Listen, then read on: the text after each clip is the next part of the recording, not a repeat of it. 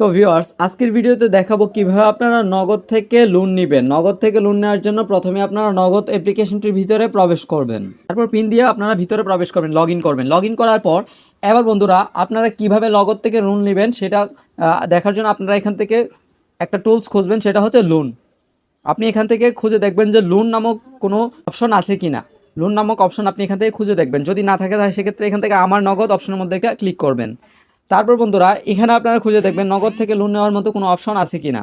আমাকে অনেকেই প্রশ্ন করতেছিলেন যে ভাই কিভাবে নগদ থেকে লোন নেওয়া যায়, নগদ থেকে লোন নেওয়ার প্রসেসটা অ্যাকচুয়ালি কী। তো তাদের জন্যই কিন্তু আজকের এই ভিডিওটি।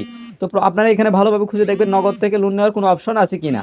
তা এইখান থেকে KYC পুনরায় জমা দিন এই অপশনে ক্লিক করলে আপনার NID কার্ড এবং আপনার যাচাইপত্র ভেরিফিকেশন এগুলো চাইবে, এগুলো সম্পূর্ণ আপনারা দিয়ে দিবেন। হ্যাঁ, এখন কথা হচ্ছে এখানে তো নগদ থেকে লোন নেওয়ার কোনো প্রকার অপশন নাই, যেমনটা বিকাশের মধ্যে রয়েছে লোন নিন। সো আপনারা বিভ্রান্ত হবেন না যে নগদ থেকে লোন নেওয়া যায়। এটা যদি আপনাকে কেউ বলে বিশ্বাস করবেন না ততদিন পর্যন্ত, যতদিন না পর্যন্ত তাদের এই নগদ ওয়েবসাইটের মধ্যে, তাদের নগদ অ্যাপসের মধ্যে লোন নামক অপশনটা না দেয়। সো এখনও পর্যন্ত কিন্তু তারা এই অপশনটা চালু করে নাই যে নগদ থেকে আপনি লোন নিতে পারবেন। সো লোন নেওয়ার জন্য কিন্তু অবশ্যই তারা অপশনটা দিবে যখন, তখন থেকেই কিন্তু আপনারা নগদ থেকেও বিকাশের মতো করে লোনটা নিতে পারবেন। এখনও পর্যন্ত তারা নগদ থেকে লোন নেওয়ার কোনো অপশন এখনও পর্যন্ত তারা চালু করে নাই।